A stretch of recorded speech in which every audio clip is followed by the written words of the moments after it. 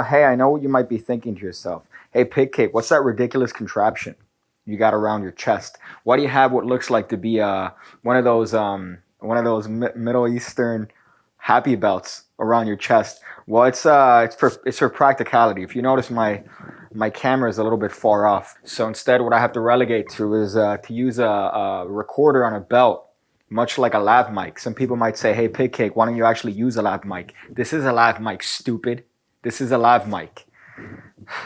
When you have a title like the worst magic show ever, the worst magic show of all time, immediately you get visions of talentless hacks, magicians doing terrible tricks terribly. That's the sort of vibe you get when you hear a title like the world's worst magic show. But you know what? Today we're going to talk about the unfortunate circumstance behind the world's worst magic show, which happened to one of the greatest magicians of all time, Harry Blackstone Jr. So in today's hamtastic video, we're going to be looking at the halftime show of the 1987 Orange Bowl.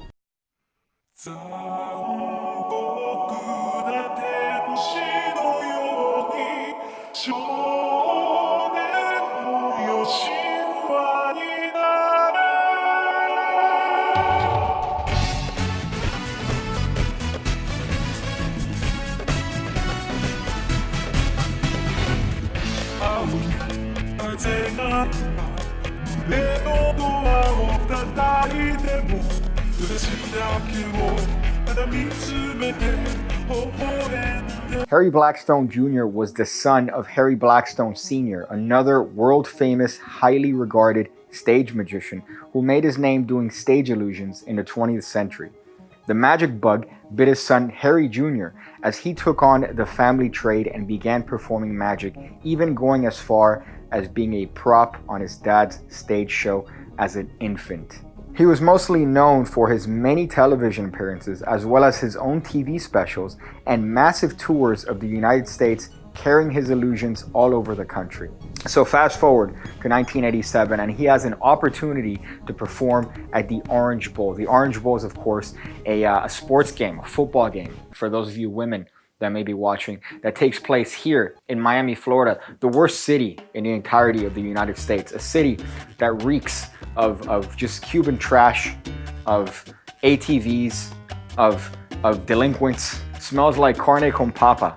That's what we got down here. That's where the Orange Bowl took place. And Harry Blackstone Jr. had an opportunity to perform at the halftime. This seemed like a great opportunity for Harry Blackstone Jr. because he could get some mainstream attention. He's going to be in front of the world in the 1987 Orange Bowl. However, he ended up getting attention for all the wrong reasons. Almost immediately, everything starts to go wrong. He produces a rabbit that gets yeeted on the floor like it's 1987. This rabbit gets dropped on the floor like it's Nicole Brown after OJ murdered her.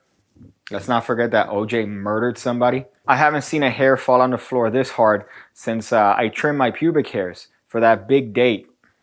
All around me are familiar faces, worn out places. He then goes on to produce 4 queens from 4 different sets of playing cards. But it's so windy that the contraption that they're on don't fully open. So what ends up happening is you have these models getting dabbed in the face by oversized playing cards. It happens 4 times in a row. This happens 4 times in a row, that these poor models are hiding behind these giant playing cards and they're waiting to be produced. Fireworks go off, explosions go off. It's like Washington, all right, crossing the bridge, crossing the river to get to freedom. That's essentially what it is. But instead, they're waiting to get hit in the face by giant oversized playing cards. And it happens 4 times in a row. At this point, I probably would have called an audible. You see what I did there? An audible. And just walk off the field and tell everybody to suck on my left nut. But amazingly, Blackstone trucked on. He continued with the performance and went for his grand finale. So then he goes for the cherry topper to this horseradish of a performance where he's going to make someone appear from a clear cabinet in the middle of the field. Unfortunately, the timing was off on the lighting and the girl got her dress stuck in the secret elevator she was to come out on. It immediately becomes apparent to anybody with eyes. Ray Charles could see this and he's black. all around me are familiar. So Blackstone does what has to be the most legendary move in the history of Magic and uses his body to obscure the model getting into position. When he does inevitably get her out of the cabinet, she comes out fixing her shit and looks like a clusterfuck for everyone involved. Now I think the main problem here is obvious. It's a main problem, it's apparent, it's something that not a lot of people want to say, but you know what? Your boy's going to say it because I feel like I'm in the right position to say it. It's because it took place in Miami. The city is full of Cubans, it's full of coke, it's full of semen. Had they done this anywhere else, this wouldn't have happened. But it took place in Miami, and that's why the show went to absolute shit. Now, luckily for Blackstone, he was able to shake off the whole thing. He kept performing regularly until his death in 1997.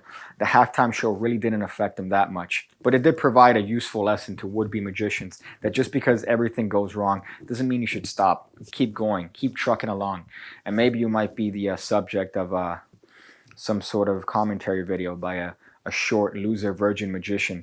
So thank you guys for watching this video. Of course, this is sponsored by the Pigcake Magic Academy. You already know the spiel. $5 a month, 2 videos every single week, 300 videos already. You could see all the lessons scrolling through the screen right now if that tempts you to want to jump on that train.